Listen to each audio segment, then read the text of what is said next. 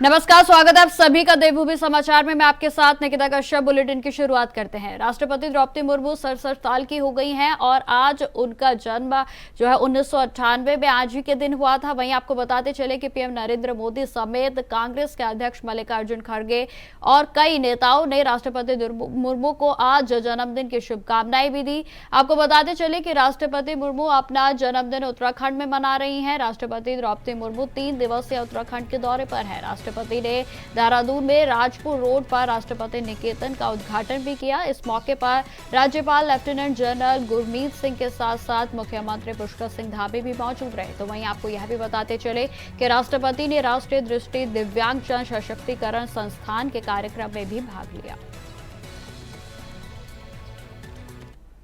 शिक्षा नीति 2020 में दिव्यांग बच्चों को अन्य बच्चों के समान अच्छी शिक्षा के अवसर प्रदान करने का प्रावधान है। सुगम्य भारत अभियान के माध्यम से सरकार दिव्यांगजनों के सशक्तिकरण और समान भागीदारी के लिए प्रयत्नशील है। ये अभियान सुगम्य भौतिक वातावरण, परिवहन, सूचना एवं संचार परिस्थिति तंत्र विकसित करने पर बल दिया गया है। सरकार का ये प्रयास रहा है कि दिव्यांगजनों की पहुंच सरकारी भवनों, संस्थानों आदि में सुगम्य बनाया जाए। राष्ट्रपति भवन द्वारा भी दिव्यांगजनों के हित में अनेक कदम उठाया जा रहा है। उनको ये जानकर प्रसन्नता होती है कि राष्ट्रपति भवन परिसर में एक ऐसा कैफे है जिसे दिव्यांग बच्चे चलाते हैं। इसी वर्ष मार्च महीने में दिव्यांगजनों की प्रतिभा, उपलब्धियों और आकांक्षाओं का उत्सव मनाने के लिए राष्ट्रपति भवन के अमृत उद्यान में पर्पल फेस्ट का आयोजन किया गया था। उस आयोजन का उद्देश्य विभिन्न विकलांगताओं और लोगों के जीवन पर पड़ने वाले उनके प्रभाव के बारे में जागरूक कराना था। साथ ही दिव्यांगजनों को समझने, उन्हें स्वीकार करने तथा समाज में समावेश को बढ़ावा देना भी एक उद्देश्य था। मेरा मानना है कि दिव्यांगजनों के जीवन के हर क्षेत्र में प्रोत्साहित करने के प्रयास समाज द्वारा अवश्य किए जाने चाहिए। आज का युग विज्ञान और तकनीकी का युग है। उन्नत तकनीकी की सहायता से दिव्यांगजन भी मुख्य धारा में अपने योगदान देने में सक्षम हो सकते हैं। अब खबर हरिद्वार जिले से है, जहां पर बहादुराबाद विकासखंड में जिलाधिकारी मयूर दीक्षित के निर्देशानुसार शुक्रवार को जनता दरबार का आयोजन किया गया और इस मौके पर क्षेत्र के कई ग्रामीणों और नागरिकों ने पहुंचकर अपनी समस्याएं अधिकारियों के समक्ष भी रखी। आपको बताते चले कि जनता दरबार की निगरानी कर रहे बहादुराबाद विकासखंड अधिकारी मानस मित्तल ने बताया कि अधिकतर शिकायतें बिजली आपूर्ति में अनियमितता और जल निकासी की खराब व्यवस्था से जुड़ी हुई है। उन्होंने आश्वासन दिया है कि इन समस्याओं का प्राथमिकता के आधार पर निस्तारण किया जाएगा।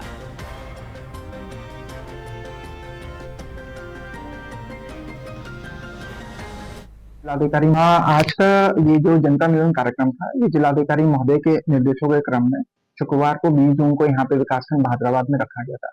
इसमें यहाँ पे आज कुल 30 शिकायतें हम लोग को प्राप्त हुई है। विभिन्न विभागों से संबंधित वो शिकायतें, जिसमें मुख्यतः कुछ अतिक्रमण की शिकायत है, जैसे अजीतपुर में है या लालढांग में है, उसमें आपका दूल्हा दयाल वाला में, वहाँ पे कुछ अतिक्रमण की शिकायतें आई हैं। ग्राम पंचायत सराय से जल संस्थान और मुस्तफाबाद से हमारे पास जल संस्थान से संबंधित शिकायतें हैं, जिसमें पानी जो जल जीवन मिशन का योजना चल रहा है या पानी का जो सड़कों की टूट हुई है उसके संबंध में कुछ शिकायतें आई हैं। 1-2 शिकायतें वन विभाग से संबंधित भी है, जिसमें पेड़ कटाव की उन्होंने अनुमति। देखो साहब, ऐसा है कि एक तो मेरे भतीजे की बहू है, वह बेचारी विधवा जैसा है, और जी वो बेचारी बिजली का कनेक्शन लेना चाह रही। जो मेरे भाई के नाम जो कनेक्शन था वो बंटवारे में मेरे छोटे भतीजे के नाम चले गया, उन्होंने रख लिया बंटवारे में। और भी पिछले 1 हफ्ते से नहीं लगातार रोज चक्कर काट रहा। ये बिजली विभाग वाले मेरे जैसे भी चक्कर पे आ रहे कि आज इसमें ये कागज नहीं है, अब जा ये लाओ, अब जा ये लाओ, पटवारी की रिपोर्ट लाओ, और यार कोई सहमति का पेपर लाओ। और साहब जब पटवारी की भी रिपोर्ट भी लगी और जो पिछला जो कनेक्शन था उसकी फोटोकॉपी लगा रखी, और हमारे उनके पास कोई बकाया बिल नहीं हो, तो यार कहीं राशन कार्ड मांग रहे, कहीं कुछ मांग रहे। ये पिछले एक हफ्ते से मुझे चक्कर कटवा रहे हैं। और वह बेचारी विधवा औरत रहता है, और उसके बच्चे बेचारी के छोटे बच्चे, नाबालिग बच्चे। और भी साहब एक समस्या है, मुख्यमंत्री महोदय जी ने जब मैंने चिट्ठी भेजी थी, जब समझने के लिए इनको मुख्यमंत्री बनाया गया था, तो उन्होंने विधानसभा में भी ये बात रख दी थी कि तत्काल 15 से लेकर 17 तक गौरा देवी कन्या धन योजना का पैसा तत्काल जारी कर दिया गया, और आज तक नहीं आया। और यार पिछले जब लोकसभा के चुनाव होने वाले थे, आम चुनाव, उनमें भी एक बीजेपी के विधायक जी ने विधानसभा में बात उठाई थी, और उसमें भी वही दोबारा फिर रिपोर्ट मुख्यमंत्री महोदय जी ने यह घोषणा कर दी थी कि 2015, 16, 17 का जो भी गौरा देवी कन्या धन योजना के पैसा तत्काल जारी कर देगा। और मेरे पास ये सारे सबूत है, और भी सामने चिट्ठी भेजी मुख्यमंत्री महोदय जी को, लेकिन आज तक कोई जवाब नहीं आया।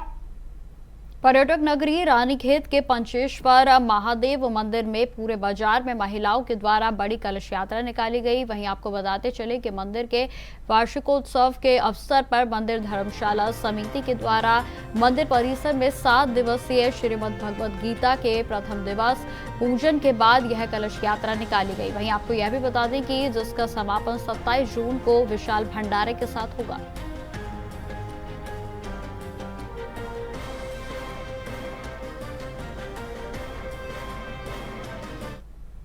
अब खबर देहरादून से है, जहां पर अल्पसंख्यक छात्र और छात्राओं के लिए संचालित केंद्र पोषित छात्रवृत्ति योजना में गड़बड़ी की केंद्रीय अल्पसंख्यक कार्य मंत्रालय के द्वारा जताई गई आशंका सही साबित हुई है। जी आपको बताते चले कि 4 जिलों के 17 संस्थानों में 1058 अपात्र छात्रों को गलत तरीके से छात्रवृत्ति दी गई, और इस सिलसिले में शासन को मिली जांच रिपोर्ट में यह भी पुष्टि हुई है कि लगभग 91 लाख रुपए की छात्रवृत्ति की गड़बड़ी की गई है।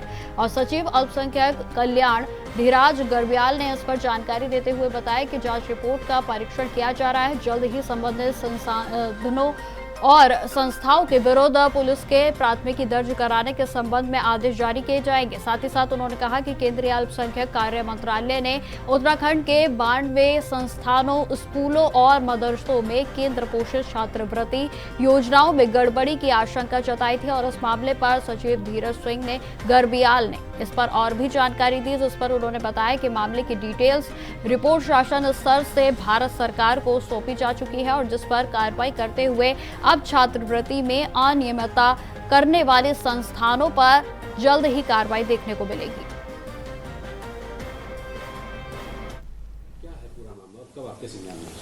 इसमें देखिए, गवर्नमेंट ऑफ इंडिया के निर्देश पे इसमें ऐसा नहीं कि केवल उत्तराखंड के में ही इसकी जांच हुई है। पूरे भारतवर्ष में जो छात्रवृत्तियां अल्पसंख्यक बच्चों के लिए बांटी गई हैं 2021, 22 और 22-23 में, तो उसमें कुछ खामियां नज़र आई थी। तो उस पर गवर्नमेंट ऑफ इंडिया ने एक डायरेक्शन सारे स्टेट्स को दिया था कि इसमें एक वृहद रूप से जांच करा लें और डिस्ट्रिक्ट एडमिनिस्ट्रेशन के माध्यम से जांच करा लें। तो उसमें हमने 13 जनपदों के जिलाधिकारियों से रिक्वेस्ट की थी कि आप इसमें डिटेल एक जांच करवा के सारे इंस्टीट्यूट अपनी रिपोर्ट हमें सबमिट करें।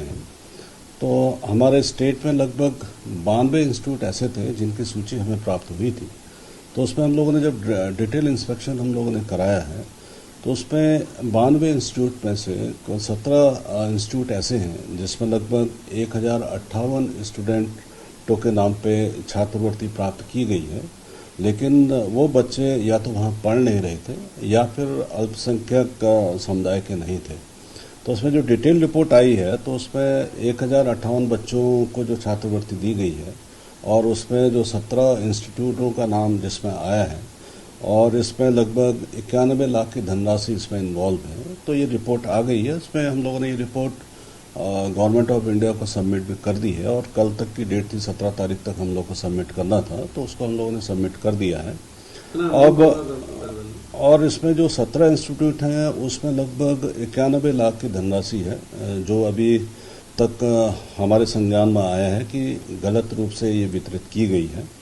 तो सारे इंस्टीट्यूट के हिसाब से हम लोग इसको देख रहे हैं कि इसमें वाकई में क्या डायरेक्ट इन्वॉल्वमेंट इंस्टीट्यूट का था या फिर कहीं ऐसा तो नहीं है कि जो नेशनल स्कॉलरशिप पोर्टल है उसमें कुछ गड़बड़ियाँ की गई हैं। तो इस हिसाब से हम लोग आगे विधिक कार्रवाई कर रहे हैं और इसके लिए डायरेक्शन भी आज हम लोग सारे डिस्ट्रिक्ट मजिस्ट्रेट्स को दे रहे हैं कि जो इन्वॉल्वमेंट अगर किसी इंस्टीट्यूट का है सीधे डायरेक्ट तो उसमें डायरेक्ट हम एफआईआर करेंगे और अगर इनडायरेक्ट रूप से अगर किसी का इन्वॉल्वमेंट है जिसमें खास रोल आपका इंस्टीट्यूट के नोडल ऑफिसर्स का है और हो सकता है कि इंस्टीट्यूट के नोडल ऑफिसर्स वहाँ पे नहीं हों लेकिन फेक आईडी के माध्यम से ये सारी चीज़ें क्रिएट की गई हों तो इसमें हम लोग एफआईआर वगैरह दर्ज करा रहे हैं। और जो 17 इंस्टीट्यूट हैं उसमें 6 इंस्टीट्यूट हमारे उधम सिंह नगर डिस्ट्रिक्ट के हैं, 7 हमारे हरिद्वार डिस्ट्रिक्ट के हैं, 2 रुद्रप्रयाग डिस्ट्रिक्ट के और नैनीताल के 2 इंस्टीट्यूट हैं। और नैनीताल डिस्ट्रिक्ट में ऑलरेडी इस पर एक अभियोग ऑलरेडी पंजीकृत किया जा चुका है।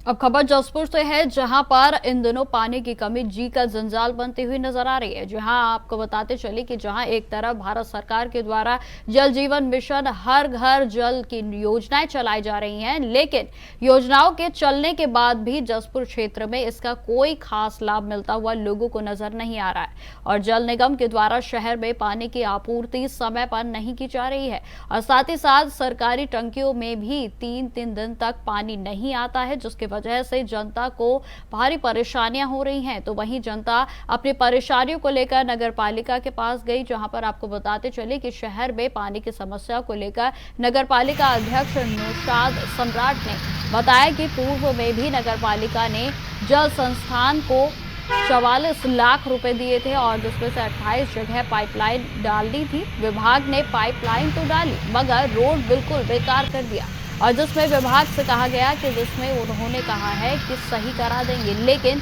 इनके उच्चाधिकारी रामनगर बैठते हैं। अब शिकायत की जाए तो आखिर किससे की जाए। तो वहीं आपको बताते चले कि इन सब के बीच जनता का बुरा हाल है और पानी की किल्लत लगातार जसपुर के लोगों के लिए एक बड़ा संकट बन गई है।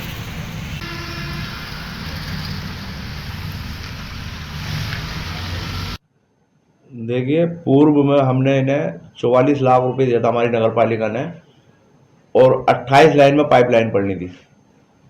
इन्होंने 28 लाइन में पाइपलाइन तो डाली लेकिन 28 लाइनों की रोड जो है वो बिल्कुल बेकार कर गए। हमने इन्हें फोन भी करा, अब ये जय साहब कहते हैं हम सही करा देंगे, इनके एक्शन को फोन कर रहे हैं वो रामनगर बैठते हैं। अब शिकायत करें तो हम किससे करें अपनी। दूसरी बात, शहर में पानी को लेकर इतनी परेशानियां हैं, कभी टंकी आ रही हैं कभी नहीं आ रही हैं और पब्लिक हमें परेशान कर रही है। हम इनसे संपर्क कर रहे हैं तो ये कोई जवाब ही नहीं दे पा रहे। कोई कनेक्शन लेना आ रहा है उससे 4500 रुपए गड्ढे के 9000 रुपए ले रहे हैं ये। हमने इनसे कहा था कि अमृत योजना चल रही है, अमृत योजना में हमारे जसपुर शहर में आप काम करिए, उसके बजट बना के शासन को भेजिए, कुछ पैसा तो आएगा। ये उल्टा हमसे कह रहे हैं कि बोर को 73 लाख रुपए दे दो आप। 73 लाख हम कहां से देते, हमें तो खुद सैलरी देनी रहती नगर पालिका में।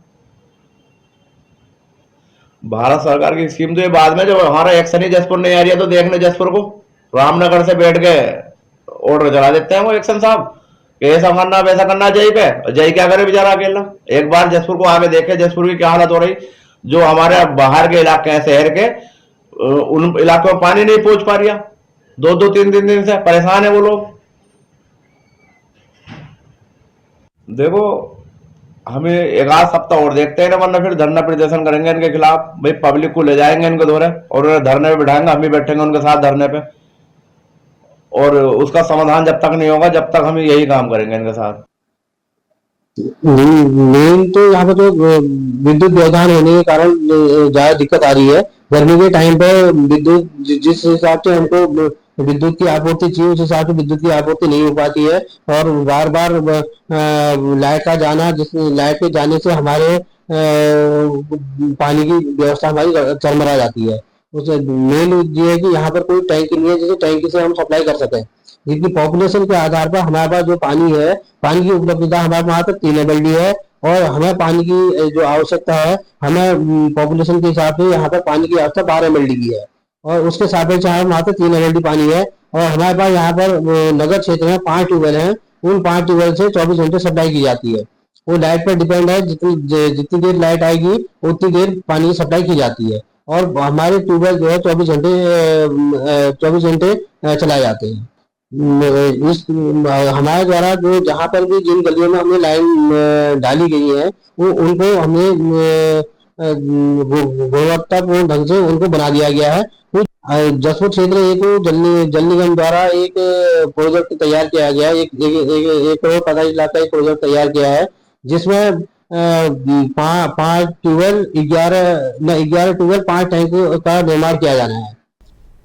खबरों में आगे बढ़ते हैं। कांग्रेस में गुटबाजी के मुद्दे को लेकर भाजपा अक्सर कांग्रेस को घेरती हुई नजर आती है, और हाल ही में भाजपा के प्रदेश अध्यक्ष महेंद्र भट्ट ने कहा था कि कांग्रेस के क का मतलब कलह है, और यह कलह हमेशा रहेगी। अब महेंद्र भट्ट के इस बयान पर मुस्कुराते हुए पूर्व मुख्यमंत्री हरीश रावत ने प्रतिक्रिया दी है। उन्होंने कहा कि हम उनके नाम के पार्टी के आगे जो शब्द है उनका अपमान नहीं करना चाहते।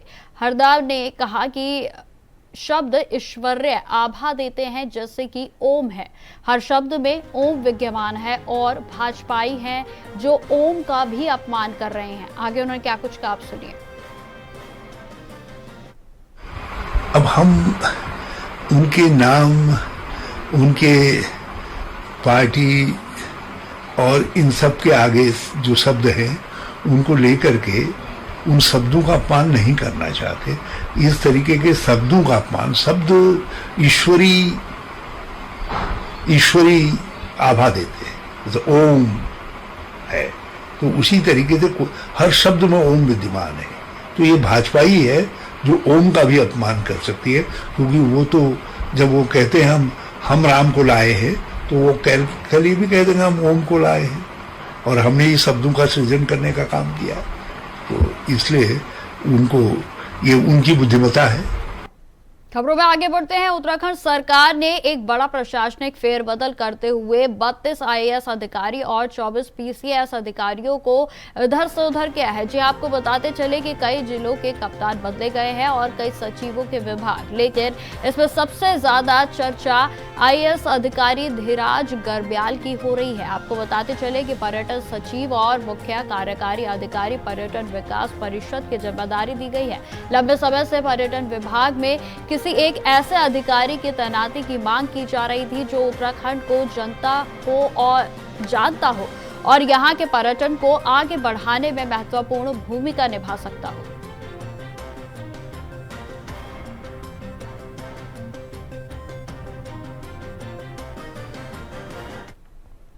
खबरों में आगे बढ़ते हैं। डोईवाला शुगर मिल से जुड़े सैकड़ों कर्मियों के वेतन में हुई कटौती तो नाराज कर्मियों ने कार्य बहिष्कार कर मिल प्रशासन के खिलाफ प्रदर्शन कर नाराजगी जताई है। आपको बताते चले कि परवादून कांग्रेस नेताओं ने मिल कर्मियों के आंदोलन को समर्थन दिया है और कहा है कि भाजपा की सरकार लगातार कर्मचारियों का शोषण कर रही है और जिसे कांग्रेस बर्दाश्त नहीं करेगी। वहीं आपको यह भी बताते चले कि डोईवाला चीनी मिल कर्मचारियों के करीब 40% तक का वेतन कटौती के रोष में उनके द्वारा आज कार्य का बहिष्कार व धरना प्रदर्शन दिया गया। तो वहीं परवादून कांग्रेस जिला अध्यक्ष मोहित उनियाल के द्वारा चीनी मिल पहुंचकर कर्मचारियों के प्रदर्शन को समर्थन दिया गया। उनियाल ने इस मौके पर कहा कि कांग्रेस सरकार के द्वारा मिल कर्मचारियों की वेतन बढ़ोतरी की गई थी, मगर बीजेपी की सरकार ने हमेशा कर्मचारियों का शोषण करने का काम किया है। जो हमें पता चला कि इनकी जो वेतन है करीब 40% वेतन इनका काट के सैलरी दी गई और हमने पता किया कि प्रदेश के जितनी शुगर फैक्ट्री हैं कहीं भी ऐसी स्थिति नहीं उत्पन्न हुई जैसी स्थिति इस फैक्ट्री में आज हो रही है। हर साल कुछ ना कुछ मुद्दों को लेकर कर्मचारियों का उत्पीड़न किया जाता है और हम लोग यहाँ आते रहते हैं, देखते रहते हैं, मगर इस बार जो ये चीज़ हुई है, आप देख रहे हैं महंगाई का दौर है, तो सबके बच्चे स्कूल में पढ़ रहे हैं, कोई विश्वविद्यालय में पढ़ रहे हैं तो उनकी आर्थिक स्थिति को देखना चाहिए था शुगर फैक्ट्री के जितने जो उच्चाधिकारी हैं उन लोगों को, मगर आज कोई यहाँ देखने वाला नहीं है। आप देखिए यहाँ कितने कर्मचारी सब यहाँ इकट्ठा हो रखे हैं, मगर जो अधिकारी हैं, जो इनके संरक्षक हैं, वो आज यहाँ नहीं है। आज उनको कॉल किया जा रहा है, ईडी को कॉल किया गया, मगर अभी पता नहीं वो कहाँ हैं, कब यहाँ पहुँचेंगे। तो कांग्रेस संगठन हमेशा से कर्मचारियों के साथ रहा है। ये जो शुगर फैक्ट्री है, चीनी मिल है, ये पूरे डोईवाला क्षेत्र का बैकबोन है हम लोगों का। और डोईवाला का जो पूरा बाज़ार है, जितना बाज़ार देखते हैं, वो कहीं ना कहीं इस फैक्ट्री से जुड़ा है। जब यहाँ वेतन मिलता है लोगों को, जब किसानों के खाते में जब पैसे आते हैं, तब जाके डोईवाला बाज़ार चल पाता है। तो ये लाइफ लाइन है पूरे डोईवाला की। और अगर कर्मचारी जो इस मिल को चला रहे हैं, जो खून पसीने से इस मिल को चला रहे हैं, सालों से इस मिल के लिए काम कर रहे हैं, चीनी मिल के लिए काम कर रहे हैं, उनको आज सुनने वाला कोई नहीं है। कांग्रेस संगठन के सभी साथी यहाँ पहुंचे हैं और हम सब आखिरी दम तक इन साथियों के साथ खड़े हैं। अब खबर हल्द्वानी से है, जहां अपने परिवार और बच्चों के साथ ठेकेदार के घर पर धरना देने आए सब कॉन्ट्रैक्टरों ने प्रधानमंत्री ग्रामीण सड़क योजना के ठेकेदार सुंदर अधिकारी पर गंभीर आरोप लगाते हुए कहा कि ठेकेदार के द्वारा कोंता पटरानी मोटर मार्ग का ठेका लिया गया था और जिसपे उनको सब इंस्पेक्टर के रूप में कार्य दिया गया था, लेकिन काम पूरा हो जाने के बावजूद भी 8 महीने से सभी सब कॉन्ट्रैक्टर ठेकेदार सुंदर अधिकारी के चक्कर के काट रहे हैं और लगातार उनके द्वारा वेतन की मांग की जा रही है, लेकिन उनका पैसा नहीं मिला है। उन्होंने यह भी बताया कि लगभग करोड़ों रुपए ठेकेदार के द्वारा सब कॉन्ट्रैक्टर को देने हैं और अभी उनके हालात ऐसे हो गए हैं कि अब वह अपना परिवार चलाने के लिए भी असमर्थ है। इसलिए अपने परिवार के साथ वह ठेकेदार के हल्द्वानी स्थित आवास पर धरना देने के लिए आए। उन्होंने यह भी बताया कि लगभग एक ठेकेदार का 70 से 80 लाख रुपए का ठेकेदार के द्वारा देना है और कई ऐसे ठेकेदार हैं जिनका बकाया है। तो वहीं आपको बताते चले कि पूरे मामले की शिकायत एसडीएम को भी की गई।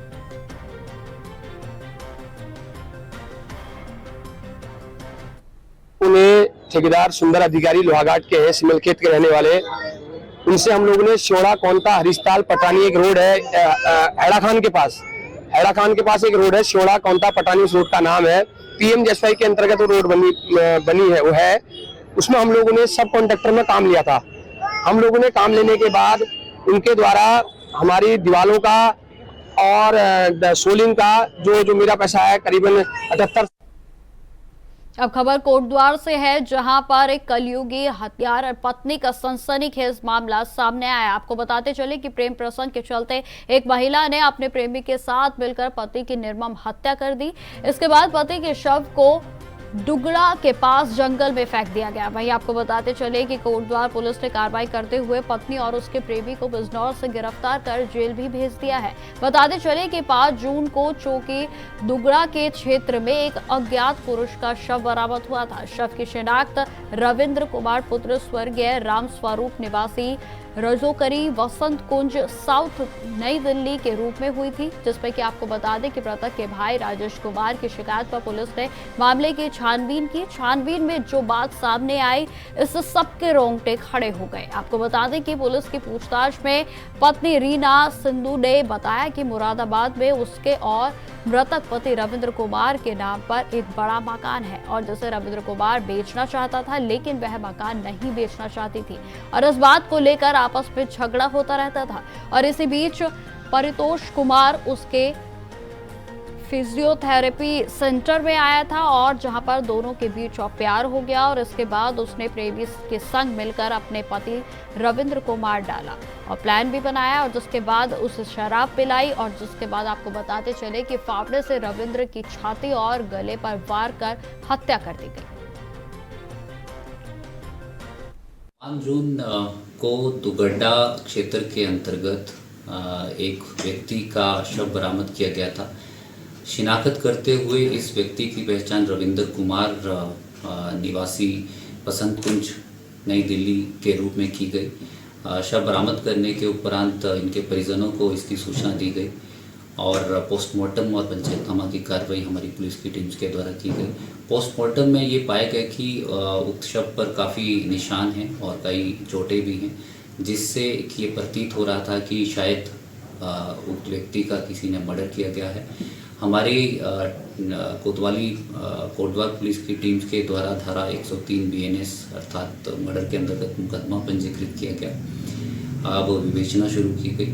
विवेचना में ये तथ्य प्रकाश में आए कि उक्त व्यक्ति के द्वारा दूसरी शादी की गई थी और इस व्यक्ति की जो दूसरी पत्नी थी उनके साथ मनमुटाव के कारण इनकी दूसरी पत्नी व उनके प्रेमी के द्वारा ही इनका मर्डर किया गया है। हमारी टीम्स के द्वारा विवेचना में जितने भी साक्ष्य हैं उनको एकत्रित किया गया। CCTV व सर्वेलेंस के माध्यम से हम लोगों ने मर्डर के जितने भी एविडेंसेस हैं उनको एकत्रित किया। वह हमारी टीम्स के द्वारा इन दोनों अभियुक्तों को गिरफ्तार किया गया है। गिरफ्तारी करने के उपरांत इन दोनों को आज माननीय न्यायालय में पेश किया जा रहा है। तो फिलहाल इस बुलेटिन में इतना ही। देश दुनिया की तमाम खबरों की जानकारी के लिए बने रहे हमारे साथ। नमस्कार।